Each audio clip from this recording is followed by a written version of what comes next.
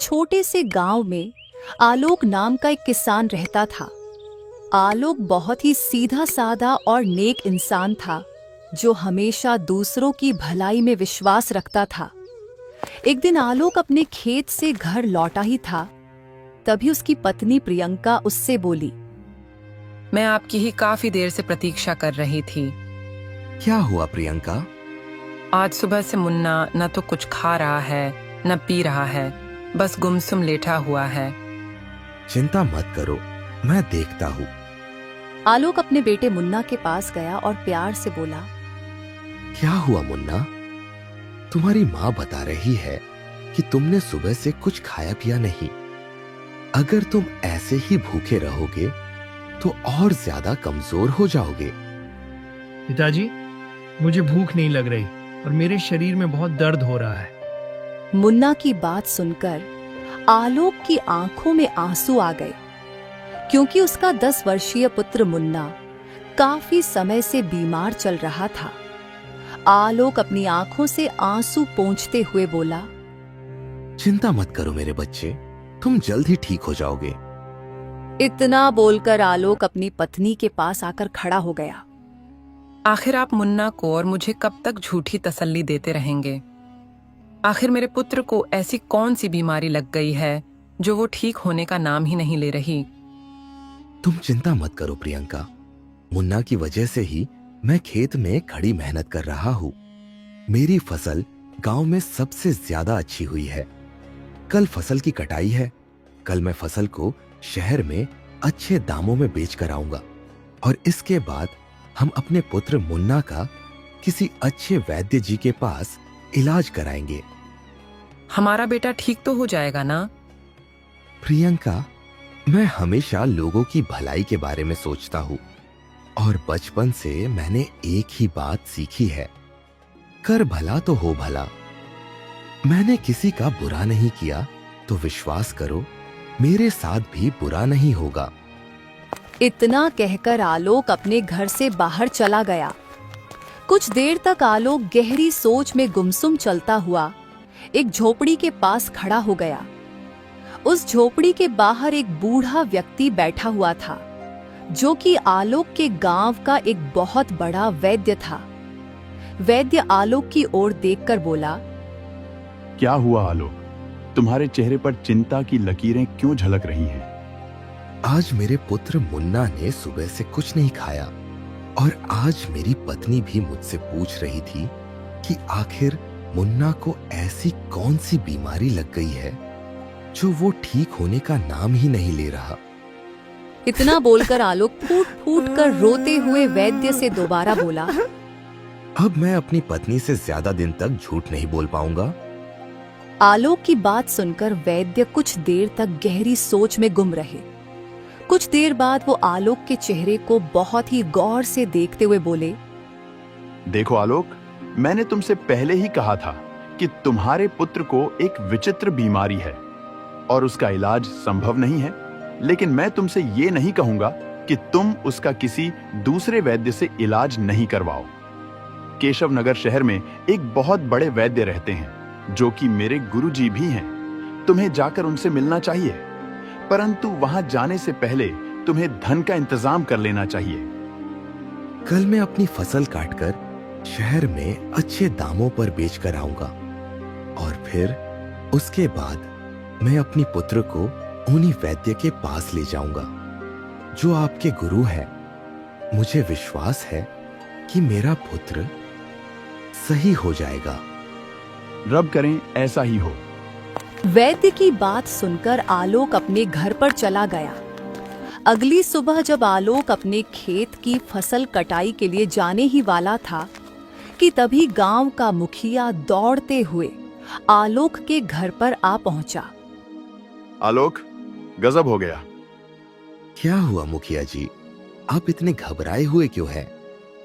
जो खबर मैं लेकर आया हूं उसे सुनकर तुम भी घबरा जाओगे। जल्दी बताएं मुखिया जी, क्या हुआ है? आलोक, कल रात तुम्हारी फसल में आग लग गई। तुम्हारी फसल जलकर राख हो गई। मुखिया की बात सुनकर आलोक दौड़ता हुआ अपने खेत में पहुंच गया। आलोक ने देखा कि उसकी सारी फसल जलकर राख हो चुकी है। आलोक अपना सर पकड़कर रोने लगा। तभी वहां मुखिया आ पहुंचा।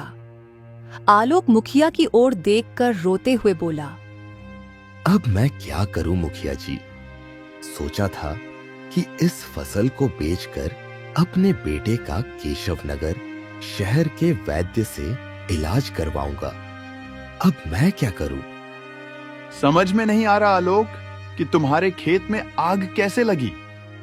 आप नहीं जानते, मेरी फसल में आग नहीं लगी, बल्कि मेरी जी तोड़ मेहनत में आग लगी है। मेरा परिवार तो अब भूखा मर जाएगा। अब मैं क्या करूं?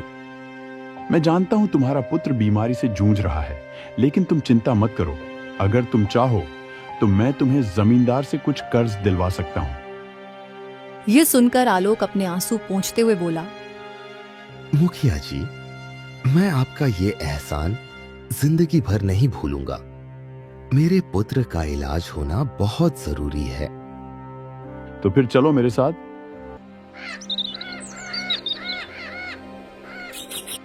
मुखिया आलोक को जमींदार के घर पर ले गया और जमींदार को सारी घटना बताते हुए बोला, जमींदार जी, आलोक को इस समय धन की बहुत आवश्यकता है।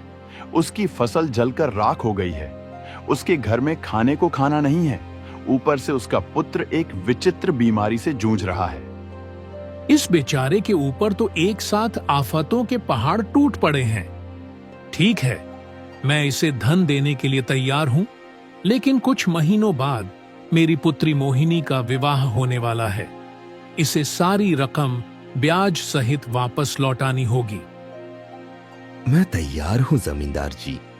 आप मुझे कर्ज के रूप में जितना भी धन दे देंगे, मैं उससे दोबारा खेती करने के लिए बीज खरीदूंगा और अपने पुत्र का इलाज भी करवाऊंगा।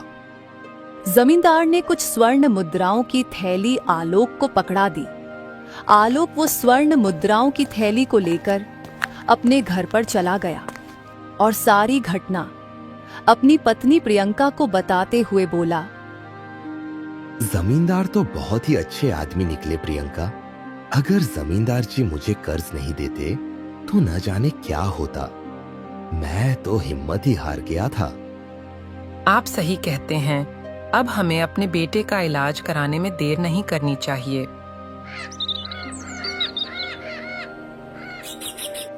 आलोक उसी दिन अपनी पत्नी प्रियंका के साथ अपने पुत्र मुन्ना को लेकर केशव नगर राज्य के उस बड़े वैद्य के पास चला गया।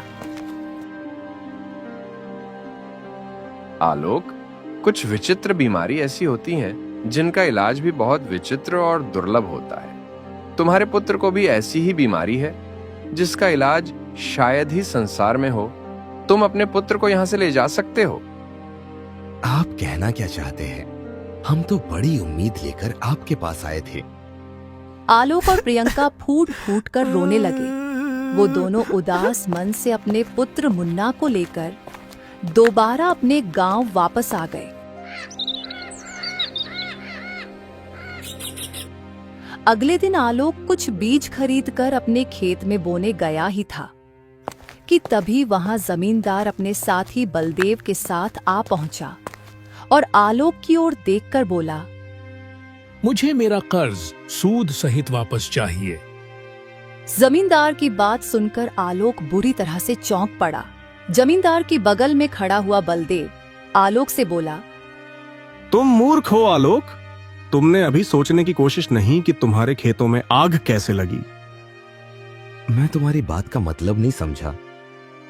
इसकी बात का मतलब मैं तुम्हें समझाता हूं आलोक। दरअसल मेरी नजर तुम्हारे खेत पर काफी समय से थी। मैंने ही तुम्हारे खेत में आग लगाई थी। जमींदार की बात सुनकर आलोक बुरी तरह से चौंक पड़ा। ये तो गलत है जमींदार। किसी की मुसीबत का फायदा उठाकर कभी भी कोई इंसान सुख से नहीं जी पाया। ये बातें सिर्फ सुनने में अच्छी लगती हैं आलोक। इससे पहले कि मैं तुम्हें तुम्हारे खेत से धक्के मारकर बाहर निकालूं, यहां से निकल जाओ। आज से ये मेरा खेत है, क्योंकि मैं जानता हूं कि तुम मेरी रकम सूद सहित 7 जन्मों तक नहीं चुका सकते। आलोक समझ गया कि जमींदार की उसके खेत पर बुरी तरह से नियत खराब हो चुकी है। आलोक निराश होकर आंखों में आंसू लिए हुए अपने घर की ओर चल पड़ा। आलोक आधा रास्ता पहुंचकर एक वृक्ष के नीचे बैठकर फूट फूट कर रोने लगा। आलोक को नहीं पता था कि जिस वृक्ष के नीचे वो रो रहा था, उस वृक्ष के पीछे एक बुजुर्ग बैठे हुए थे।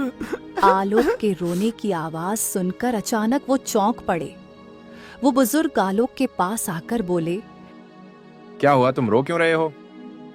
आलोक रोते हुए सारी घटना बुजुर्ग को बताते हुए बोला, मेरा पुत्र मौत की कगार पर खड़ा हुआ है और मेरा खेत भी जमींदार ने मुझसे छीन लिया। तुम्हारे साथ वास्तव में बहुत बुरा हुआ है। अगर तुम्हारे साथ इतना बुरा नहीं हुआ होता तो मैं तुम्हें एक रहस्य कभी नहीं बताता। कौन सा रहस्य? एक ऐसा रहस्य जिससे तुम्हारा पुत्र की विचित्र बीमारी सही हो सकती है और तुम इतने धनवान हो सकते हो जिसकी तुम कल्पना भी नहीं कर सकते। बुजुर्ग की बात सुनकर आलोक चौंकते हुए बोला, मैं केवल यही चाहता हूं कि मेरा पुत्र स्वस्थ हो जाए। धन का क्या है? धन तो आता जाता है। धन तो मैं कभी भी मेहनत करके भी कमा सकता हूं। मुझे तुम्हारी ये बात बहुत अच्छी लगी। अब मेरी बात ध्यान से सुनो। यहां से कुछ दूर एक घना और विचित्र जंगल पड़ता है। कहते हैं कि उस विचित्र जंगल में एक बहुत ही सुंदर झील बहती है। उस झील के किनारे एक दुर्लभ जादुई कमल का फूल उगता है। वो फूल केवल वही व्यक्ति प्राप्त कर सकता है जिसका मन लोभ और ईर्ष्या से दूर हो और जिसके मन में दूसरों के प्रति प्रेम और दया की भावना हो। जैसे ही तुम उस फूल को अपने पुत्र के शरीर से स्पर्श करोगे, तुम्हारा पुत्र सही हो जाएगा। मैं अपने पुत्र की जान बचाने के लिए मैं बड़े से बड़ा खतरा उठाने के लिए तैयार हूं। तो फिर देर मत करो, यहां से दाईं ओर दिशा में मुड़ जाओ। आलोक तुरंत दाईं ओर दिशा की ओर चल दिया। आलोक सुबह से लेकर शाम तक पैदल चलता रहा। रात तक आलोक बुरी तरह से थक चुका था। आलोक के पैर जवाब दे चुके थे। थक हार कर आलोक एक घने वृक्ष के नीचे कुछ देर आराम करने के लिए बैठ गया। आलोक आराम करने के लिए बैठा ही था कि आलोक ने देखा कि पेड़ की आंखें और मुंह दिख रहा है और तभी वहां एक गधा बहा आता है। पेड़ को देखकर बुरी तरह से डर गया। आलोक इस दृश्य को बड़े ही गौर से देख रहा था। गधा वहां से भागने ही वाला था कि तभी पेड़ मनुष्य की आवाज में गधे से बोला, तुम मुझसे ज्यादा तेज नहीं भाग सकते।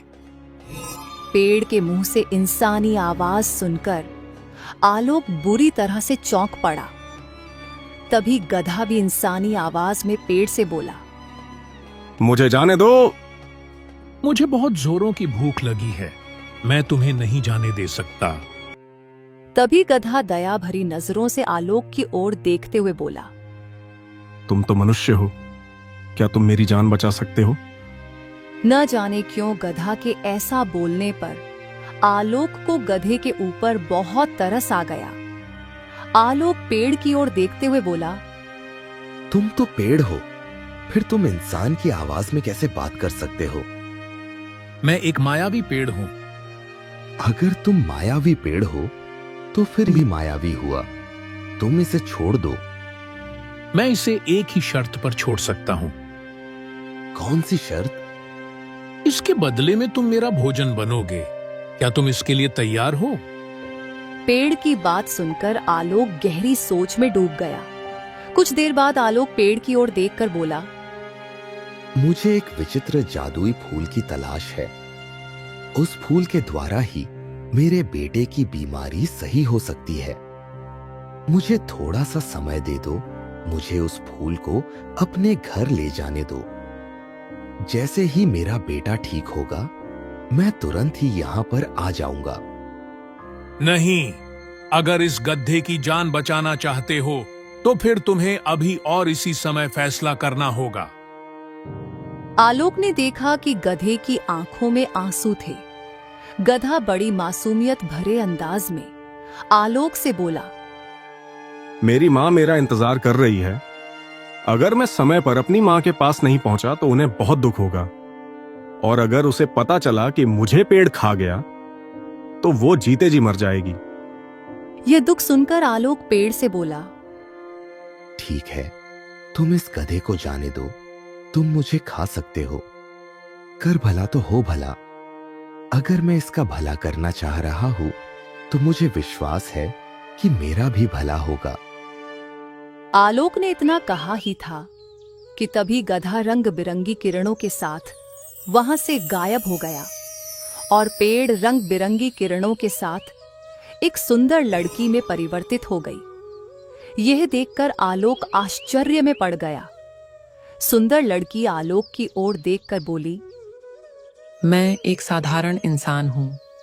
वर्षों से मनुष्य उस विचित्र और जादुई फूल की तलाश में इस स्थान पर आते हैं। मैं उनकी इसी तरह परीक्षा लेती हूँ, परंतु तुम पहले मनुष्य हो जो इस परीक्षा में पास हुए हो। अब तुम ये फूल ले जा सकते हो। फिर आलोक वो फूल तोड़ता है और वहां बहुत तेज रोशनी होती है और आलोक अपने घर के सामने होता है। या रब तेरा लाख लाख शुक्र। फिर आलोक अपने बेटे के पास जाकर उसको ठीक कर देता है। तभी बाहर सूदखोर खड़ा हुआ होता है। आलोक भाई, मुझे माफ कर दो। अभी मुझे बहुत ही डरावना सपना आया है। मैं माफी चाहता हूँ। तुम्हारे खेत पर तुम्हारा ही हक है। मैं कभी भी तुम्हारे साथ गलत नहीं करूंगा। इतना कहकर सूदखोर वहां से चला जाता है। आलोक नहीं समझ पाता है क्या हुआ, पर आलोक बहुत खुश होता है और वो घर वाले हंसी खुशी रहने लग जाते हैं। तो प्यारे दोस्तों, हमें इस कहानी से यह सीखने को मिलता है, हमें हमेशा अच्छे काम करने चाहिए और हमेशा ईमानदारी से जीना चाहिए, क्योंकि ईमानदारी का फल हमेशा मीठा ही होता है। प्यारे दोस्तों, इस कहानी को लाइक, कमेंट और चैनल को सब्सक्राइब करना बिल्कुल न भूलें। Thank you.